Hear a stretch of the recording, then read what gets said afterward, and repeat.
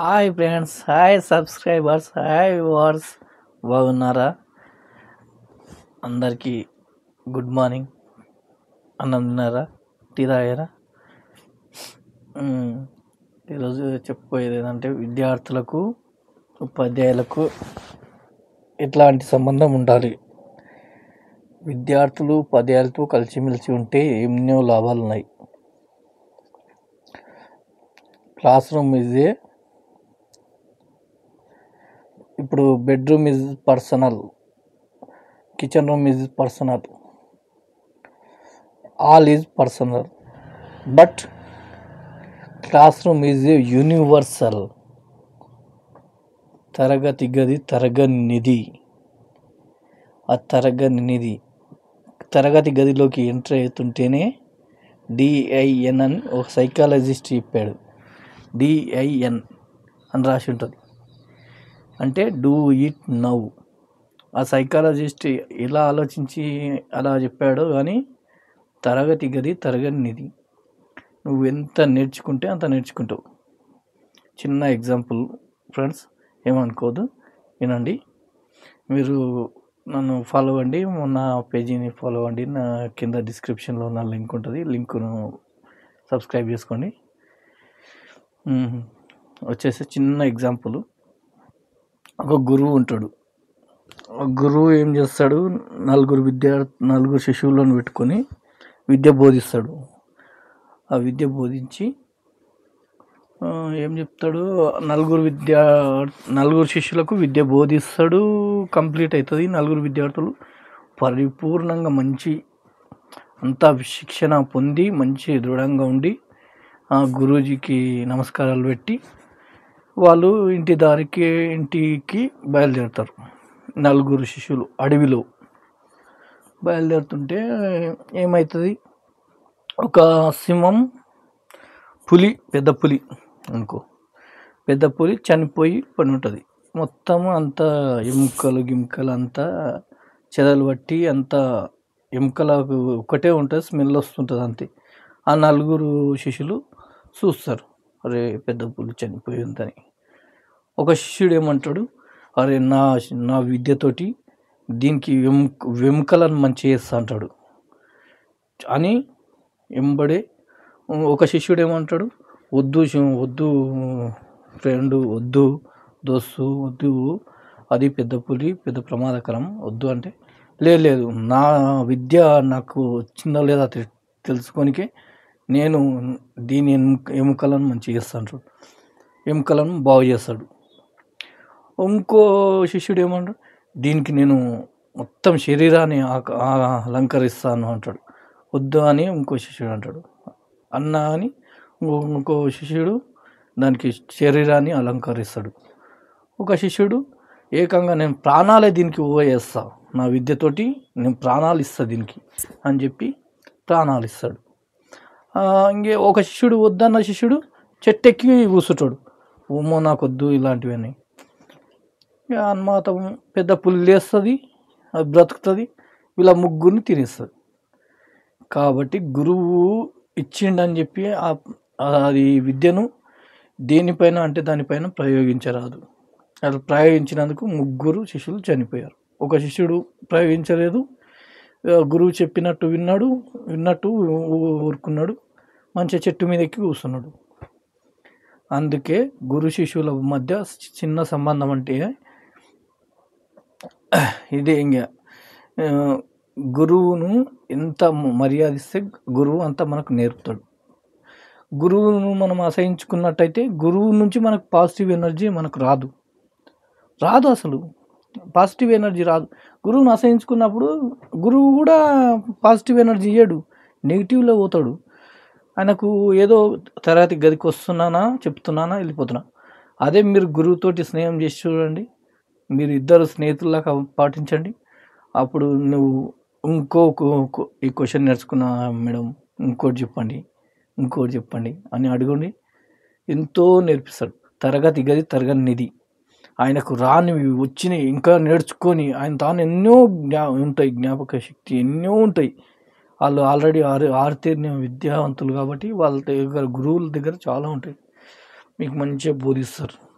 కాబట్టి గురువులతోటి ఎప్పుడు మమేకమై ఉండాలి.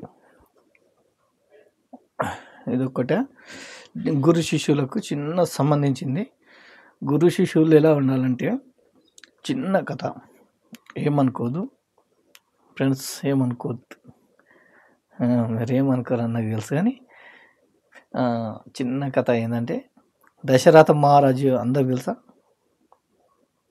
ఎంతమంది తెలుసు దశరథ మహారాజు? రామలక్ష్మణులు, వాళ్ళది ఏ రాజ్యం? అయోధ్య. అయోధ్య నగరానికి రారాజు దశరథ మహారాజు. దశరథ మహారాజు కుమారులు రామలక్ష్మణులు. వాళ్ళకు 14-16 సంవత్సరాలు. లక్ష్మణునికి 14 సంవత్సరాలు, రామునికి 16 సంవత్సరాలు. వాళ్ళ గురువు ఎవరు? రాముని గురువు విశ్వామిత్రుడు. విశ్వామిత్రుడు ఒకసారి అయోధ్య నగరానికి వస్తాడు. దశరథ మహారాజుకు ఒక దిక్కుడు టెన్షన్, అంటే ఒక దిక్కుడు ఆందోళన, ఒక దిక్కుడేమో సంతోషం, ఒక దిక్కుడేమో భయం. అంత పెద్ద విశ్వామిత్రుడు నా అయోధ్య నగరానికి వచ్చిందంటే ఏదో పెద్ద సమస్య ఉంటేనే వస్తాడు. లేకపోతే గురువులు సామాన్యంగా రాజ్యానికి రారు, అడవిలో తపస్సు చేసుకుంటూ ఉంటారు. ఎందుకు వచ్చిండు అని పెద్ద ఆందోళన, పెద్ద సంతోషం. వల్ల అరే మనం చెప్పాలని వచ్చిండేమో మంచి విషయాలు అని అది కూడా సంతోషం.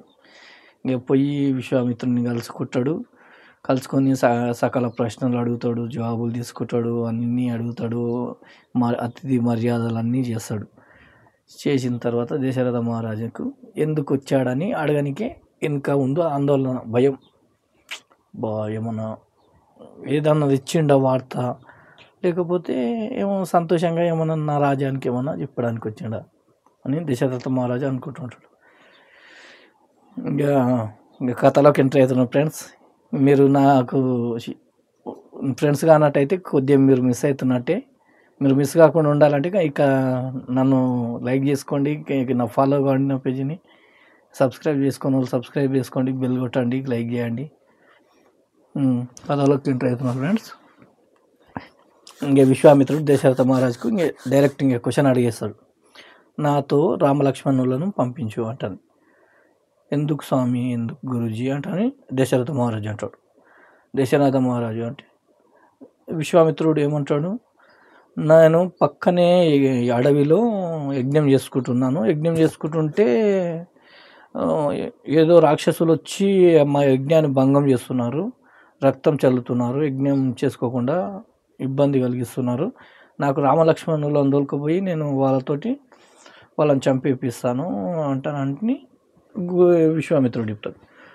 ఇంకా దశరథ మహారాజు వద్దు గురూజీ, వద్దు స్వామీజీ, గురూజీ నేనే వచ్చి చంపుతాను, నేను వస్తున్నాను అంటాడు.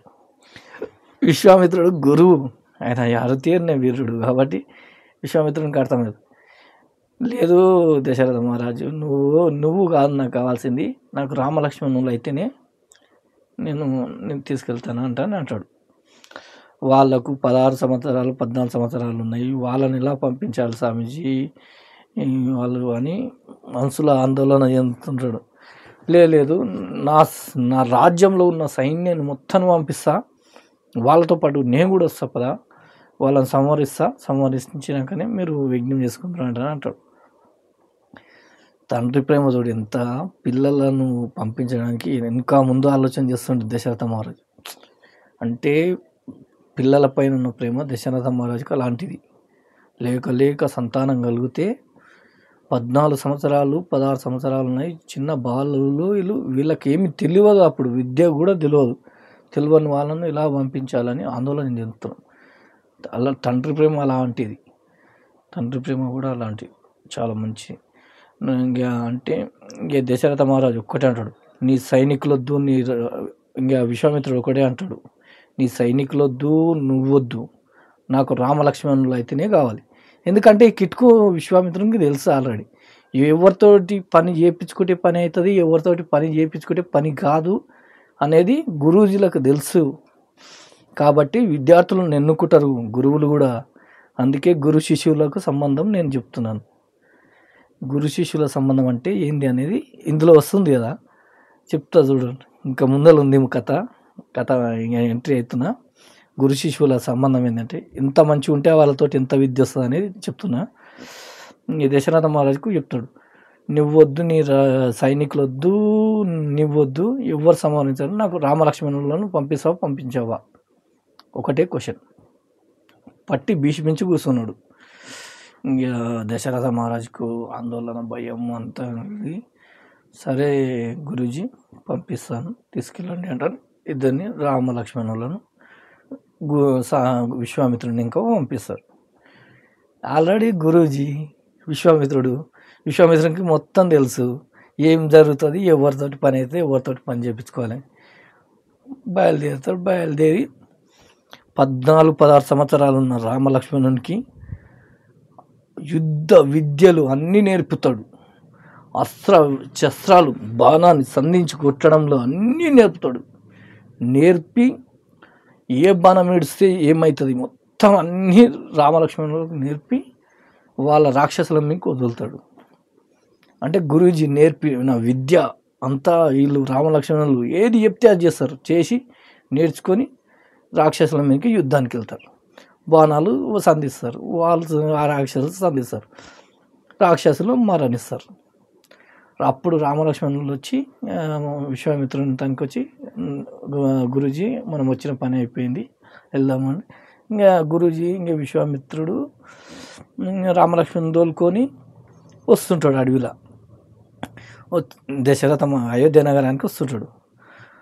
వస్తుంటే ఏమవుతుంది, ఇంకొక చిన్న కథ, ఏమనుకోదు, అది గురు శిష్యులకు సంబంధించింది. గురు శిష్యులు ఎలా ఉంటే, గురువులతోటి ఎంత మమేకమై ఉంటే అంత విద్యను పొందొచ్చు.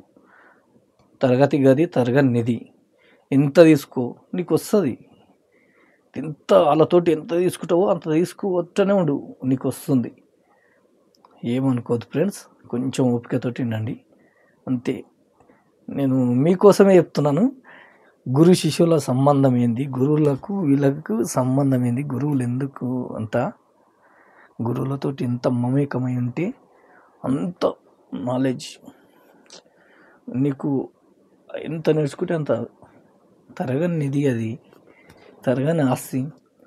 నువ్వు తీసుకో, ఏమైనా తరిగిపోదు. కాకపోతే గురువులతో మంచిగా ఉంటేనే వాళ్ళకు పాజిటివ్ ఎనర్జీ వచ్చి, అంటే మనం అంటాం కదా, టెంపుల్లోకి వెళ్తే ఏమవుతుంది, టెంపుల్ ఒక రావి చెట్టు దగ్గరికి వెళ్ళండి, కానీ మర్రి చెట్టు ఉందనుకో, మీ ఊర్లో రావి చెట్టు ఉందనుకో, హారా ఉంటుంది. హారా అనేది నెగిటివ్ ఎనర్జీని, అంటే నీలో ఉన్న మైండ్లో ఉన్న నెగిటివ్ ఎనర్జీని అది గ్రహిస్తుంది. చెట్టు అనేది, రావి చెట్టు కానీ మర్రి చెట్టు కానీ గ్రహించి నీకు పాజిటివ్ ఎనర్జీని ఇస్తుంది. నువ్వు ఏ పని మొదలుపెట్టినా సక్సెస్ అయ్యేటట్టు నీ మైండ్ను రిఫ్రెష్ చేస్తుంది. కాబట్టి మీ ఊర్లో రావి చెట్టు కానీ మర్రి చెట్టు కానీ ఉంటే అక్కడ వెళ్ళి ఒక అరగంట సేపు కూర్చొని ధ్యానంలాగా చేసుకొని రండి. మీరు ఇలాగ మంచి వాళ్ళు గారు నేను చూస్తాను. మీకు ఎంబడి నేను చెప్తున్నాను, ఖచ్చితంగా నా గ్యారంటీ చెప్తున్నాను.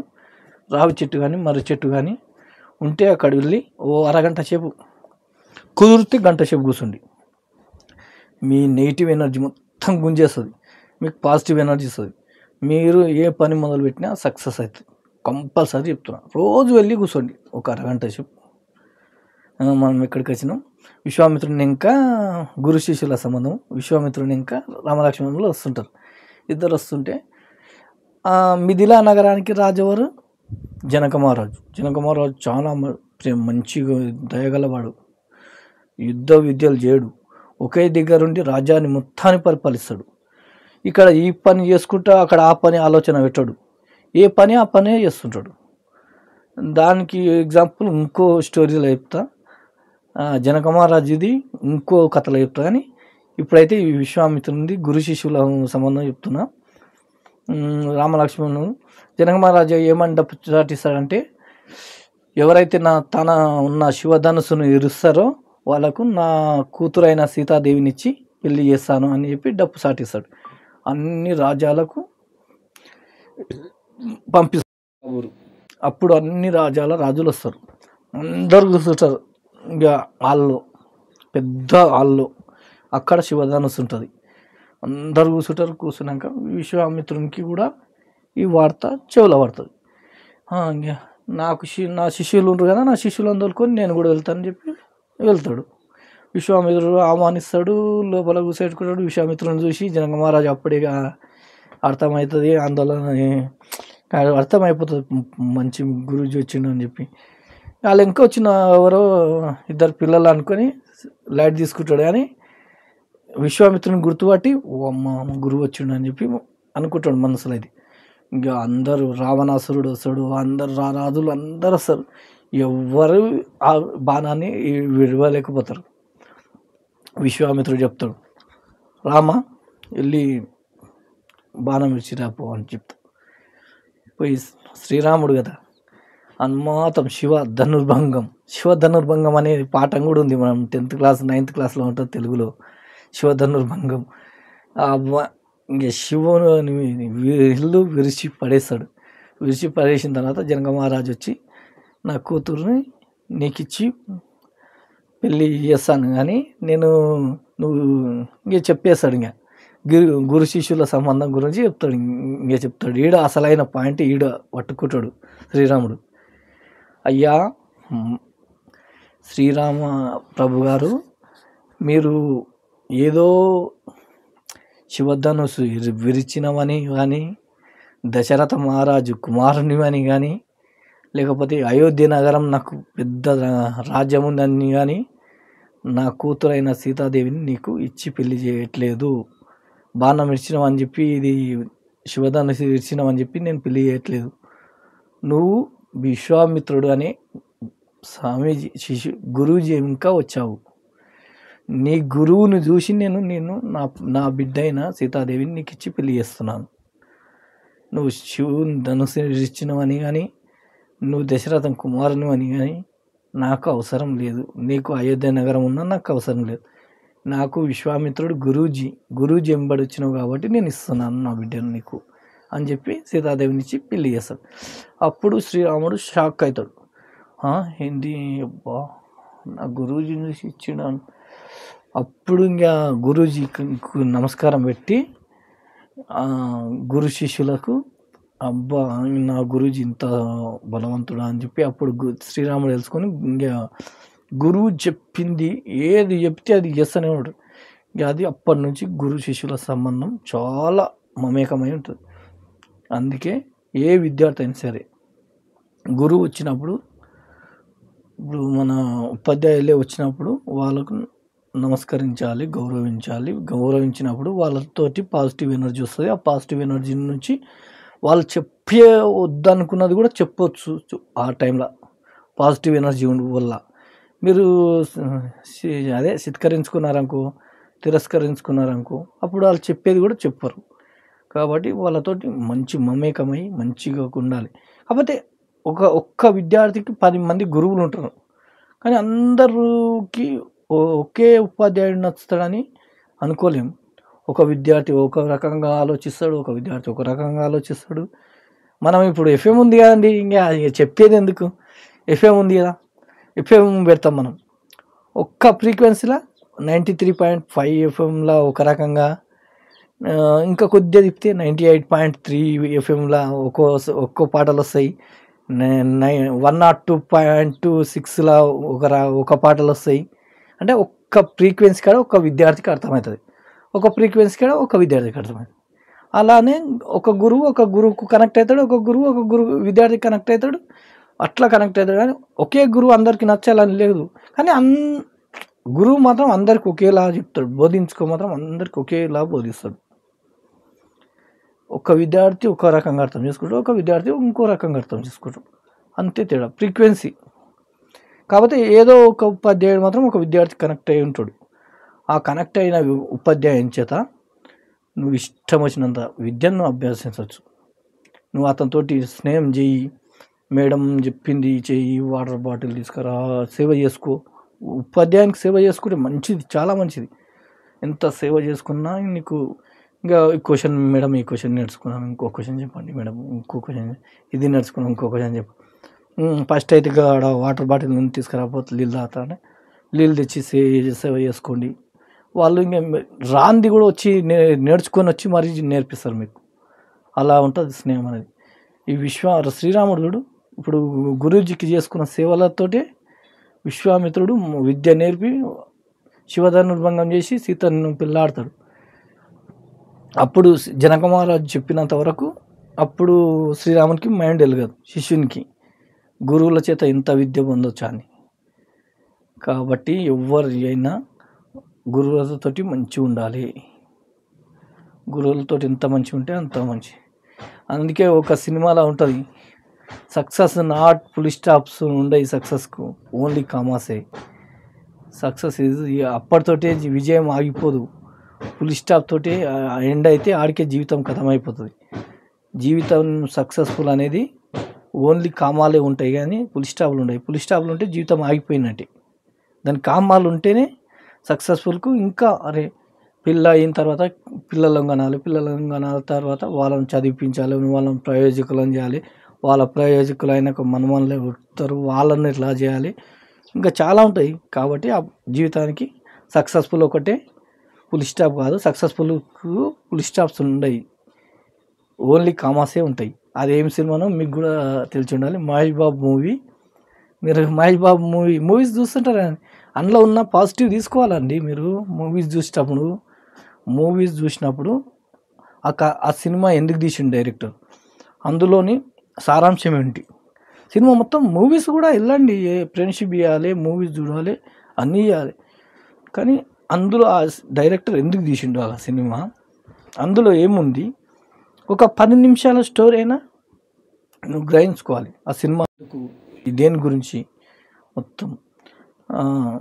మహేష్ బాబు సినిమాలో successful is a not full stop తోటి ఎండ్ కాదు జీవితం. సక్సెస్ఫుల్ అంటే నేను సక్సెస్ అయినా నాకు ఇంతకే చాలు జీవితం అనేది లేకుంటుంది, దాని కామాస్ కూడా ఉంటాయని చెప్పి ఆ సినిమాలో మంచిగా వివరిస్తాడు కూడా. అదేం సినిమానో మీరే గెస్ చేయండి, మహేష్ బాబు మూవీ. ఇంకేంటి,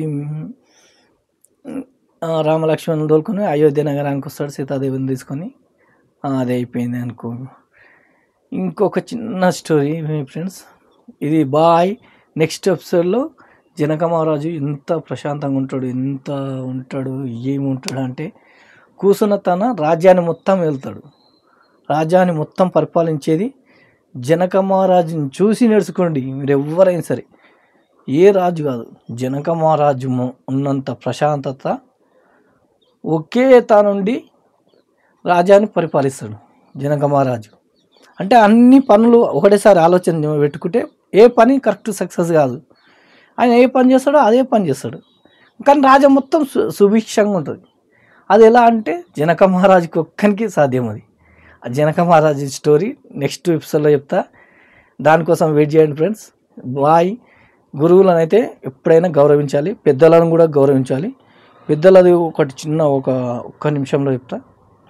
పెద్దలను గౌరవించాలి, నీకన్నా చిన్న వాళ్ళను ప్రేమించాలి. పెద్దలను ఎలా గౌరవించాలంటే ఎవరైనా పెద్ద మనుషులు వస్తే, చిన్న స్టోరీ, నువ్వు బస్సులో కానీ వెళ్తున్నప్పుడు ఎవరన్నా పెద్ద మనుషులు వచ్చినా, గర్భిణీ స్త్రీలు వచ్చినా, వ్యాధిగ్రస్తులు వచ్చినా, ముసలి వాళ్ళు వచ్చినా, చంటి పాపలతో యువకులు వచ్చిన, చంటి పాపలు అంటే చిన్న పాప ఎత్తుకొని యువకులు వచ్చిన, నువ్వు నిలబడే శక్తి నీకుంది. అసంటప్పుడు సీట్ ఇచ్చి వాళ్ళను కూర్చోబెట్టి సీట్ ఇచ్చి నువ్వు నిలబడితే నీకు నిలబడే శక్తి ఆ దేవుడు ఇస్తాడు. ఆల్రెడీ నీకు నిలబడే శక్తి ఉంది కాబట్టి అలా గౌరవిస్తే నీకు ఇంకా జీవితంలో ఇంకా పాజిటివ్ వస్తుంది, సక్సెస్ఫుల్ వస్తుంది. నువ్వు పెద్దలను గౌరవించు అని చెప్తున్నా. ఇప్పుడు పెద్ద మనుషులు అట్లా గట్టి వస్తుంటారు ఊర్లోనే, సపోజ్ ఎగ్జాంపుల్ ఊర్లోనే వస్తుంటారు. నువ్వు వాళ్ళని చూసి డైరెక్ట్ నమస్కారం చేయకపోయినా నువ్వు తల దించుకొని అక్కడ మళ్ళీనావంటే ఆటోమేటిక్ నువ్వు గౌరవిస్తున్నట్టు లెక్క. ఒకవేళ బండి పైన వస్తున్నా ఇట్లా సంగ అంటే తల దించుకున్నావు అనుకో, నువ్వు నమస్కారం పెట్టుకున్నా నీ మైండ్ చెప్పేస్తుంది ఆల్రెడీ నువ్వు గౌరవిస్తున్నావు అని. కళ్ళల్లో కళ్ళు పెట్టి నువ్వు మాట్లాడుతున్నావు అంటే గౌరవిస్తలేనని లెక్క. ఇదే ఇంకా పెద్దలను గౌరవించాలంటే నువ్వు నమస్కారం చేయకపోయినా పర్లేదు, పక్కకు తిరిగి కూర్చో అయిపోయి. అదే గౌరవిస్తున్నట్టు పెద్ద మనుషులకు అర్థమైపోతుంది, అరే నన్ను చూసి అక్కడ పక్కకు మళ్ళీండు, ఇవి ఇతను నాకు గౌరవం ఇస్తున్నాడు అని చెప్పి వాళ్ళకి అర్థమైపోతుంది. కాబట్టి మీరు ఏం అనుకోదు ఫ్రెండ్స్, ఒకటే విషయము, ప్రతి ఒక్క విద్యార్థులు పెద్ద మనుషులను గౌరవించాలి, ఉపాధ్యాయులను పూజించాలి. గురు బ్రహ్మ గురుదేవు మహేశ్వర గురు సాక్షాత్ పరబ్రహ్మ తస్మహే శ్రీ గురవే నమః అన్నారు ఆనాటి పెద్దలు. ఎంత మంచి పద్యం. గురువు విష్ణువు ఈశ్వరులకు ఫస్ట్ కన్న తల్లిదండ్రులను ప్రేమించాలి, కన్న తల్లిదండ్రుల తర్వాత గురువులే. కాబట్టి విద్యార్థులు దీని విషయంలో మాత్రం ఎలాంటి పొరపాటు చేయదు. మీ సక్సెస్ఫుల్ లైఫ్కు సక్సెస్ఫుల్ ఉంటుంది. మీరు మాత్రం నెక్స్ట్ ఎపిసోడ్ కోసం జనక మహారాజు కథ ఉంటుంది, జనక మహారాజుకి ఇది ఉంటుంది, ఇంకా వేరే స్టోరీ కూడా మంచిది చెప్తాను, దానికోసం వెయిట్ చేయండి. అంతవరకు అయితే నాకు టైం అయిపోయింది friends. Bye subscribers, bye viewers, bye followers, ఏమనుకోదు.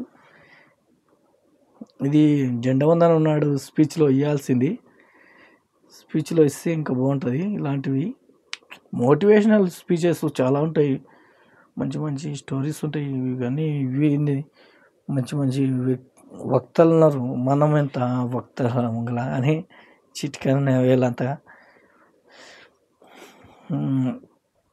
ఇప్పటికైతే గురు శిష్యుల మధ్య సంబంధం గురించి చెప్పిన.